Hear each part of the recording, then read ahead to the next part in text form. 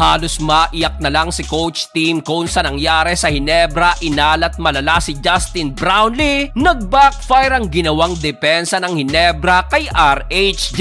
So PBA Finals Game 2, Barangay Ginebra kontra sa TNT Tropang Giga. Well, opening quarter, good start para sa Ginebra with 13-6 run na agad pinanguna ni Scottie Thompson at Justin Brownlee. Di tulad nung Game 1, agresibong ngayon ang opensa ng Gin Kings. Nabasag na lang ang run na yan dahil sa hang time layup na to ni RHJ. Pero grabe yung Brownlee, minamamalang sa ilalim ang depensa ni Ronde at dahil sa 5 straight points ni Maverick Anisi, agad na pumalo ang lamang ng Ginebra sa double digit. Kaso RHJ muling sumagot ng buzzer beater 3-point shot. Katulong ni RHJ sa TNT si Calvin Optana na ibinabang lamang sa 4, 23-19. Kaso offense to defense, si JB may pabaong butatapa kay RHJ sa pagtatapos ng unang quarter. Second quarter, Ronde Hollis Jefferson mainit na sumagot sa butata ni JB ng back-to-back 3-pointer. At dahil sa layup na to ni Glenn Cobontin, napatawag na ng timeout ang Ginebra dahil abanti na ng dalawang TNT. After timeout, Ralph Kukumana ng wing 3-pointer. Kaso sinagot din agad yan ng back-to-back 3-pointer ni Glenn Cobontin. Scottie Thompson pasok din ng corner 3-point shot. Gandang pasa pa ni Thompson kay Pinto sa ilalim. Yun nga lang at laging may pansagot pa rin si Ronde sa bawat basket ng Gin Kings. Under 3-minute mark, Ray ng batak na pikon kay Nards Pinto. Binigyan ng swing sa mukha dahilan upang matawagan ito ng flagrant foul penalty 1. Pero despite of that, still nanatiling in control ang TNT na tinapos ang first half sa score na 49-41. Start of the third quarter nang manggulat ang Ginebra sa kanilang mainit na 9-0 run courtesy of Japet Aguilar, Justin Brownlee at Scottie Thompson. Kaya naman sa isang iglap na bawi muli ng Gin Kings ang lamang 50-49.